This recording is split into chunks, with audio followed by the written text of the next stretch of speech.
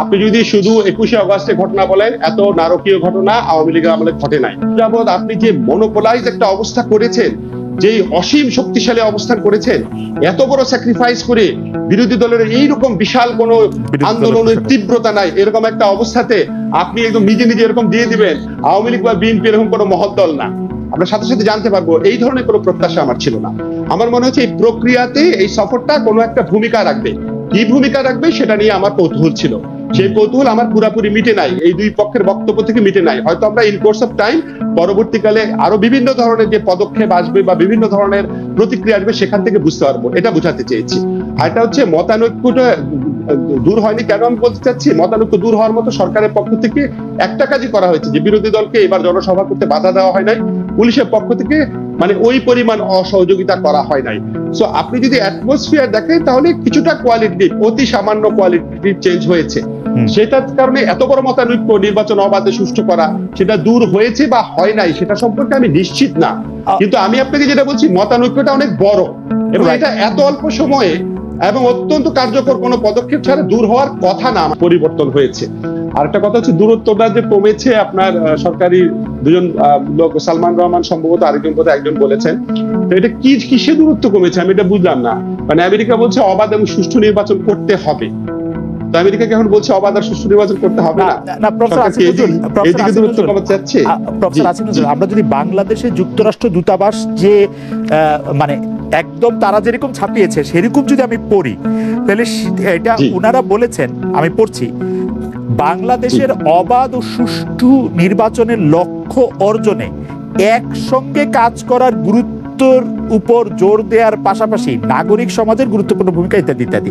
তার মানে তারা যে একসঙ্গে কাজ করতে চাইছেন সেটি সরকারের সঙ্গেই একসঙ্গে কাজ করতে চাইছেন মার্কিন যুক্তরাষ্ট্র, মানে আমার পার্টি সেরকমই আর কি। জি, আপনি যদি কোনো দেশে ইলেকশন প্রক্রিয়া করতে চান, আপনি কি সরকারের সাথে কাজ করবেন না বিরোধী দলের সাথে কাজ করবেন? কারণ এই অবাধ এবং সুষ্ঠু নির্বাচন করতে হলে যেই পদক্ষেপগুলো নিতে হবে বলে বিভিন্ন কথা চালু আছে, যেমন আপনার নির্বাচনকালীন সরকার, নির্বাচন কমিশনের পুনর্গঠন, নির্বাচনী আইনের পুনর্গঠন, মাঠ প্রশাসনে আপনার পুনর্বিন্যস্তকরণ, তারপর অবাধ প্রচারের সুযোগ সুবিধা দেওয়া, বাক স্বাধীনতা দেওয়া, এগুলো তো প্রত্যেকটা তো সরকারের করায়ত্তগত বিষয়। সরকারের সাথেই তো কাজ করতে হবে, ডিপ্লোম্যাটিক ল্যাঙ্গুয়েজে তো এটাই বলতে হবে। আপনি যদি বলেন যে আমি বিরোধী দলের সাথে কাজ করবো সরকারের সাথে না, তাহলে তো আপনি সরকার পতনের উস্কানি দিচ্ছেন। তো এটা ডিপ্লোম্যাটিক ল্যাঙ্গুয়েজ।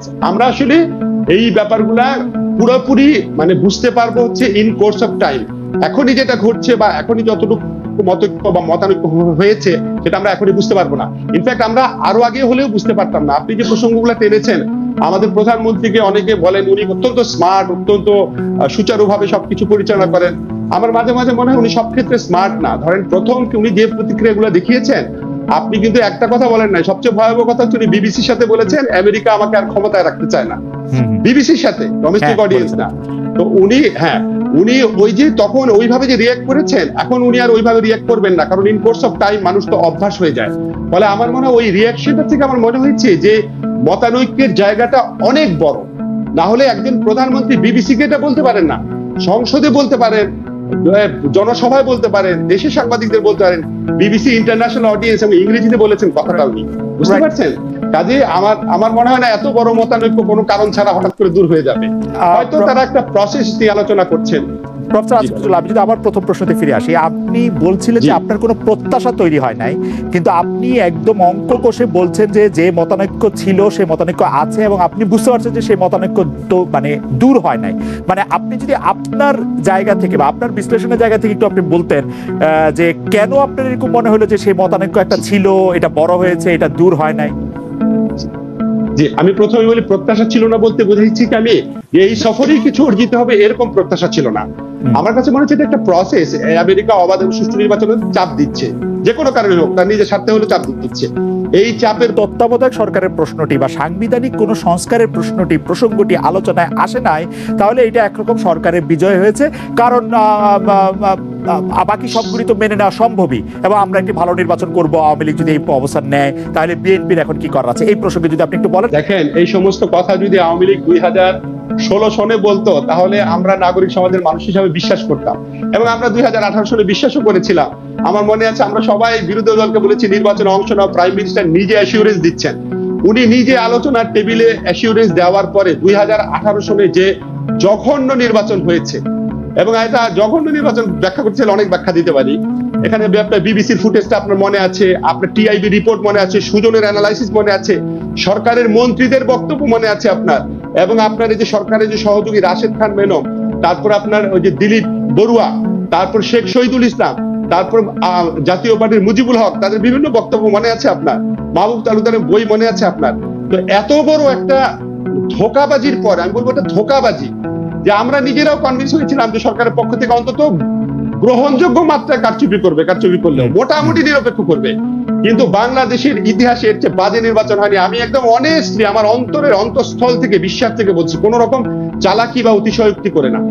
এখন আপনি বলতে পারেন একটু ছোট্ট করে 2 পয়সা দিব নাকি এইটা বলার জন্য যে মানে মাহির টু পেন্সেস, যে এখানে আসলে বিএনপির দায়টাও কি একটু যে বলা হয়, এটাও কি আপনি বিশ্লেষণ করবেন? 3 জন একাধিক প্রার্থী দেওয়া, ইলেকশনে না থাকা, পালিয়ে যাওয়া, মানে ভোটের এজেন্টদের কেউ মাঠে না থাকা, অনেক কিছু আছে।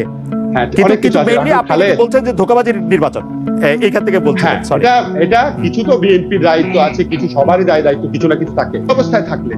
হ্যাঁ, এখন সমস্যা দাঁড়িয়েছে কি, ধরেন আমেরিকা কি প্রথম থেকে শেষ পর্যন্ত একবারও বলেছে যে তত্ত্বাবধায়ক সরকার দিতে হবে? কখনো তো বলে নাই, বলেছে অবাধ ও সুষ্ঠু।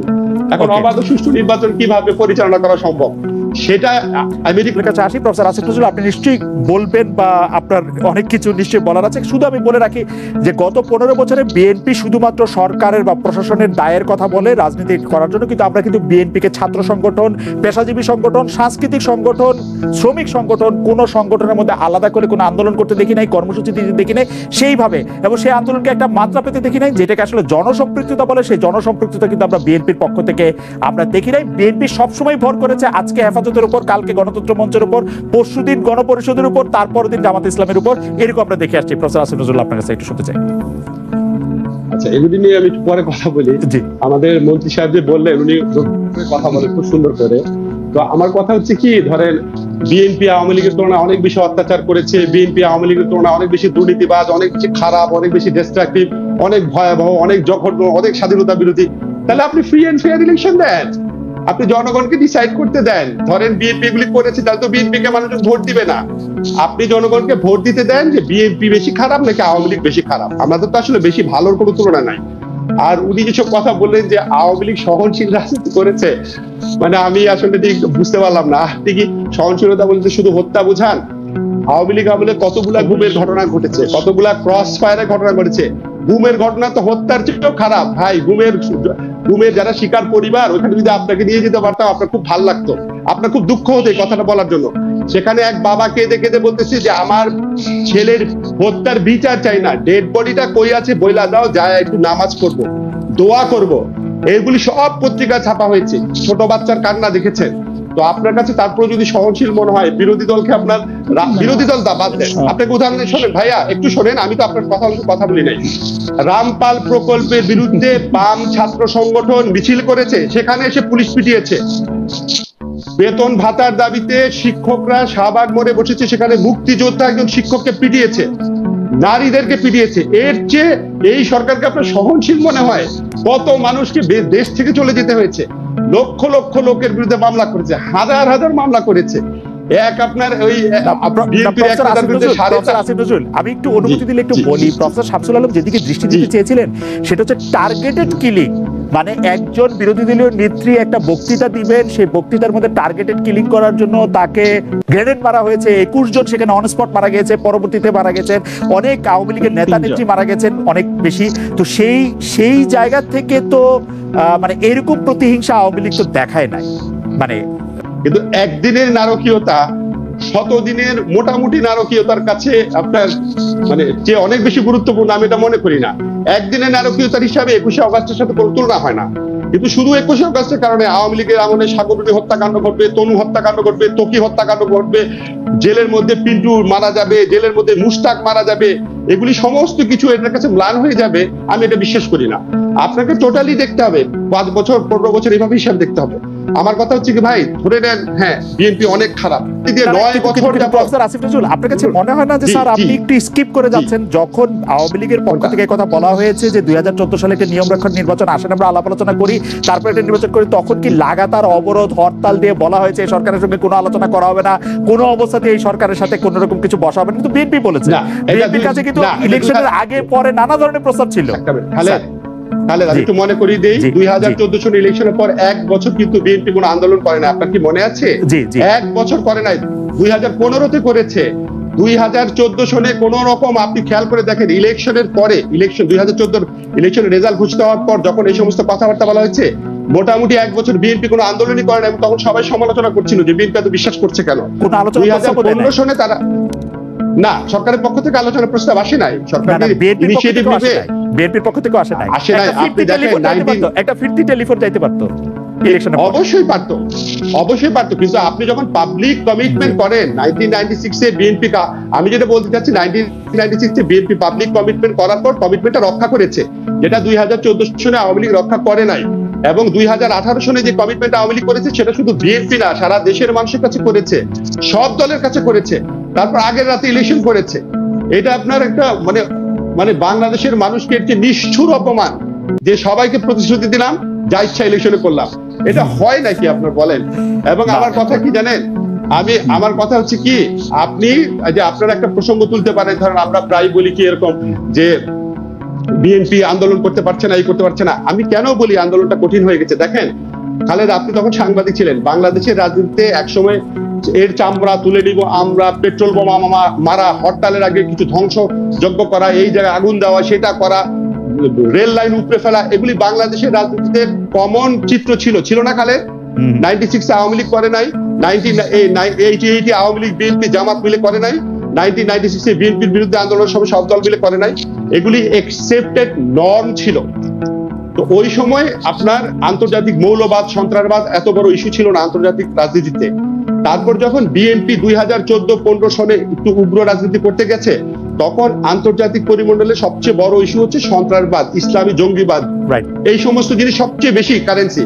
এটাকে আওয়ামী লীগ অত্যন্ত ইফেক্টিভলি ইউজ করে আগুন, সন্ত্রাস এগুলি বলে এমন এক জায়গায় নিয়ে গেছে। এখন বাংলাদেশে শুধুমাত্র বিএনপি একটু সাহায্য করেছে, হ্যাঁ সাহায্য করেছে, লাগাতার অবরোধ, অবশ্যই বিএনপি সাহায্য করেছে, বিএনপি প্রোগ্রাম করছে। এখন খালেদ, আমি একটা কথা বলি, ধরেন আমার বাসায় একটা লোক বারবার চুরি করে যায়, এখন আমি দরজাটা খুব শক্ত রাখি নাই, দরজাটা বাইরে থেকে খোলা যায়, এখানে আপনি আমাকে দোষ দিতে পারেন, কিন্তু যে লোকটা চুরি করে যায় ওর তো অনেক বেশি দোষ। আপনি আমাকে দিয়ে হাসতে পারেন, যে লোকটা চুরি করে যায়, আমি শেষ করি, আপনি আমাকে দিয়ে হাসতে পারবেন, যে লোকটা বারবার চুরি করে যায় তাকে আপনার ঘৃণা করা উচিত। এখন আমি খালেদ 20 বছর আগে আপনাকে একজন থাপ্পড় মেরেছে, এটা কি আপনি মনে রাখবেন? নাকি 15 বছর যাবত আপনাকে একজন থাপ্পড় মারছে, কোনটা মনে রাখবেন? তা আমি এখন 15 বছর যাবত যে থাপ্পড় মারছে তার কথা বলছি, এই জন্য আপনার মনে হচ্ছে আমি হয়তো বিএনপির কথা বলছি না। বিএনপি যদি এরকম 15 বছর ক্ষমতায় থাকে, আজকে আওয়ামী লীগের যে সমালোচনা করছি, অবশ্যই সেরকম সমালোচনা করতাম, এর চেয়ে বেশি করতাম। আর কাজেই এটা মনে হতে পারে আমাদের সমস্যা হয়ে যায় কি, আমরা এখন ধরেন 17 বছর আগে বিএনপি ক্ষমতা ছিল, 17 বছর আগে সে কি আকাম করেছে, কুকাম করেছে, দুর্নীতি করেছে, এটা আমাকে এফেক্ট করছে বেশি, নাকি গত 15 বছরের